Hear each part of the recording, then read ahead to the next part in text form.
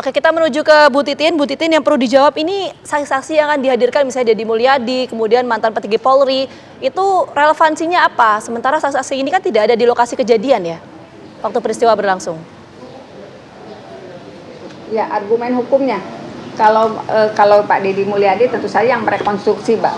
Karena kan di sidang Sakatata itu seluruh saksi alibi tidak diabaikan oleh majelis hakim. Pak Deddy merekonstruksi kembali. Kita juga akan menghadirkan saksi Aldi yang berada di peristiwa tersebut, sempat mendapatkan penganiayaan, kemudian dikeluarkan kembali. Liga Akbar ada di TKP yang menyatakan bahwa sempat dikejar. Kan saksi itu kan saksi-saksi yang ada dalam peristiwa tersebut, Mbak. Peristiwa Sakatata.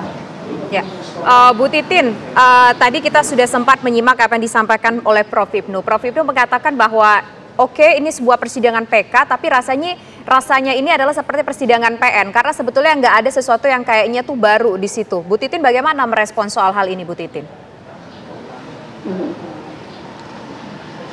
Kalau menurut saya sih hal yang baru, karena Liga Akbar kan tidak pernah dihadirkan di persidangan Sakatata, gitu Mbak. Sedangkan Liga Akbar yang di persidangan dewasa itu meyakini kalau ada kejar-kejaran. Di dalam keterangannya kan tidak, tapi di persidangan Sakatata Liga Akbar tidak dihadirkan di persidangan. Oke, baik. Kita tanyakan ke Prof. Ibnu. Prof. Ibnu, dengan keterangan sejumlah saksi, salah satunya Liga Akbar, apakah ini bisa menjadi novum atau bukti baru di persidangan?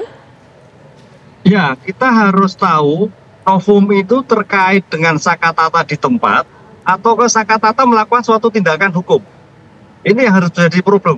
Kalau Sakatata itu terkait dengan tindakan hukum, berarti harus ada suatu rumusan, bukti yang menyatakan bahwa Sakatata itu ada, tapi tidak melakukan tindakan apa-apa. Ini perbedaan yang sangat tajam sekali, karena dalam dakwaan kemarin itu adalah ada tindakan hukum oleh Sakatata, walaupun tidak mematikan. Nah, sekarang perdebatan dari teman-teman penasihat hukum, itu Sakatata tidak di tempat. Ini saya kira harus di-clearkan. Ini yang saya problem. Sehingga kalau memang Sakatata tidak di tempat, berarti tidak sama melakukan tindakan hukum. Lah, tindakan hukum seperti apa yang dilakukan Sakatata memang nggak mematikan, kan begitu kan perdebatan antara jaksa dan penuntut umum.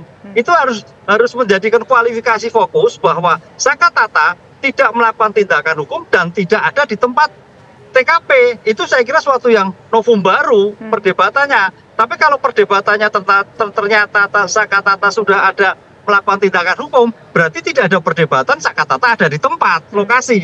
Ini fokusnya harus jelas, Mbak, sehingga tidak melebar kemana-mana. Nanti hakim saya kira juga melihat ke sana itu kalau sampai pembuktian saksi-saksi di persidangan. Apa yang sebetulnya yang baru? Apakah kesaksian Sakatata di tempat, ataukah Sakatata tidak melakukan tindakan apa-apa ketika ada di tempat?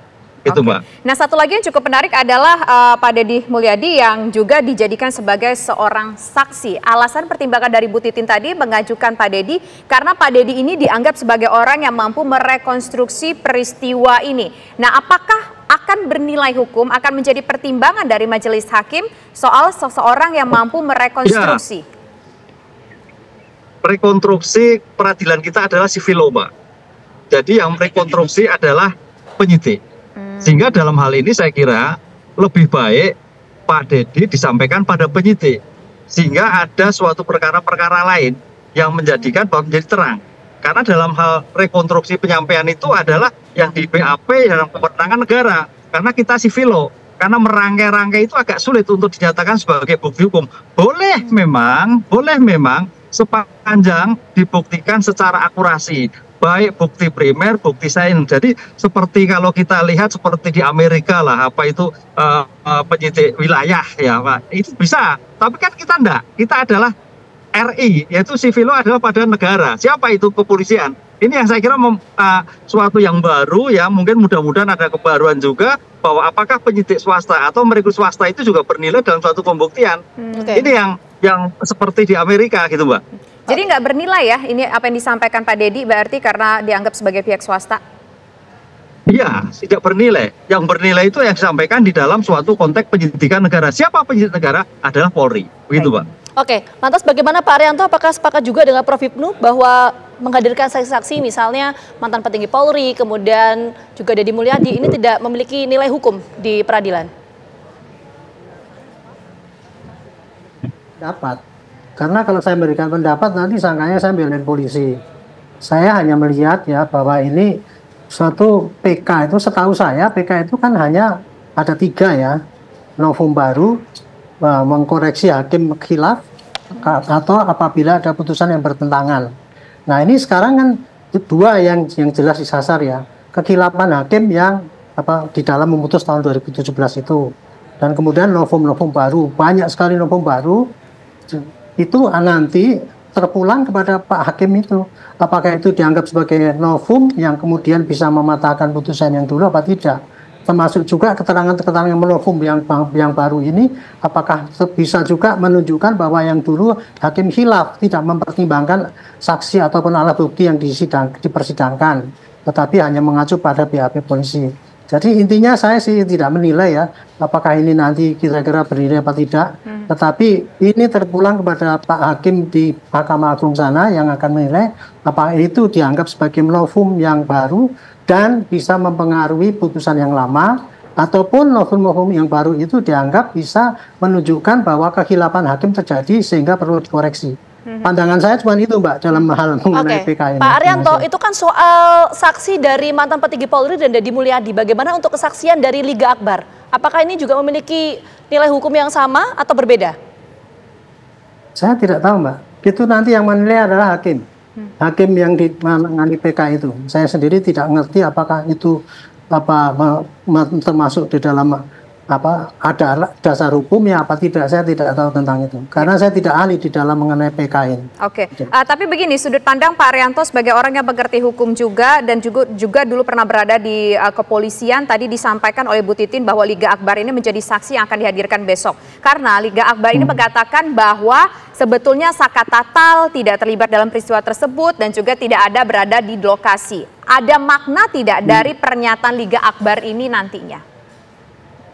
Ya, kalau dari persepsinya kuasa hukum ya pasti ada makna. Tetapi kalau oleh jaksa ya dianggap tidak ada maknanya. Kan masing-masing berbeda pandangan itu ya. Jadi kalau dalam hal ini saya malah bertanya-tanya juga itu. Bagaimana halnya dengan memberikan kesaksian palsu yang dulu itu, kemudian kan itu berarti palsu kan yang disampaikan dulu kalau sekarang dicabut dan sekarang bertentangan itu. Ini apakah ini nanti menjadi perhatian hakim yang menangani PK ini apa tidak? Itu masalahnya, Mbak. Oleh karena itu sulit bagi saya untuk menentukan apakah ini mutlak salah atau enggak memenuhi syarat dan sebagainya. Terus terang saya tidak mempunyai pemahaman tentang itu. Oke, baik, kita ke Bu Titin. Bu Titin, itu tadi disampaikan ya oleh Prof. Ibnu bahwa beberapa saksi ini tidak memiliki nilai hukum di peradilan. Gimana tuh Bu Titin?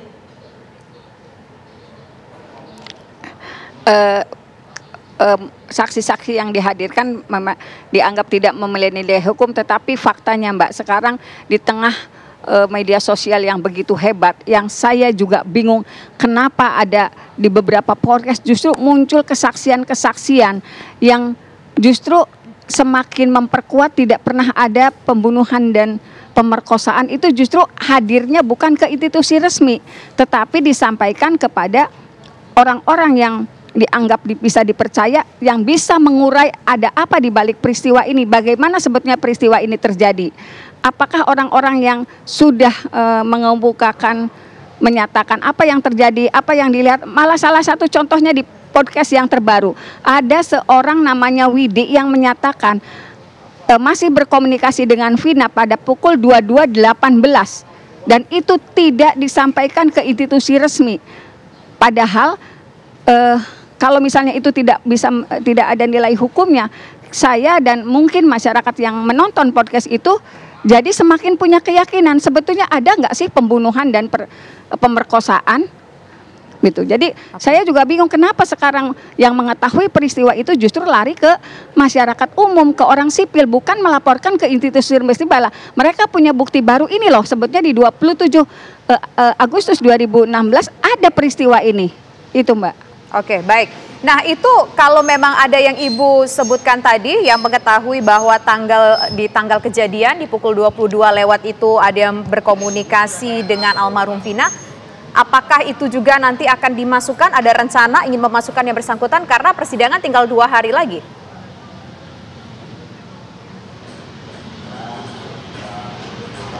Mudah-mudahan bisa dihadirkan. Oke, baik. Baik, kita menuju ke Prof. Ibnu, mungkin terakhir ya Prof. Ibnu ya. Prof. Ibnu, kalau kita melihat tadi ada beberapa orang saksi yang akan dihadirkan, termasuk juga kemarin novum atau bukti baru yang ditolak oleh jaksa penuntut umum. Peluang nanti hakim memutuskan PK ini bagaimana, Prof. Ibnu? Iya, ini menarik dari Bu Titin tadi, perkara kait komunikasi si Eki sama ya, itu bagus sekali Bu, kalau itu memang bisa dielaborasi, karena itu akan mematahkan sebagai malah bukti yang sumber awalnya gitu loh. Tapi yang sekarang ini kan kaitannya Sakatata, kita harus objek apakah terhadap Sakatata, apakah terhadap objek perkara yang lebih dulu, kaitannya dengan pembunuhan berencana, pembunuhan perkosaan itu.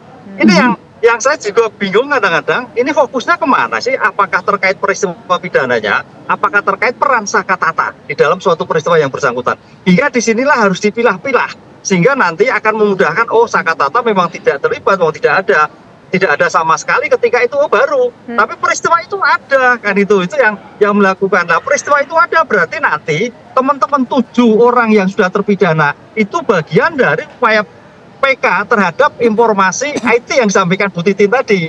Ini yang perkembangan menarik dalam menemukan bukti baru, Mbak. Saya kira seperti itu, Mbak.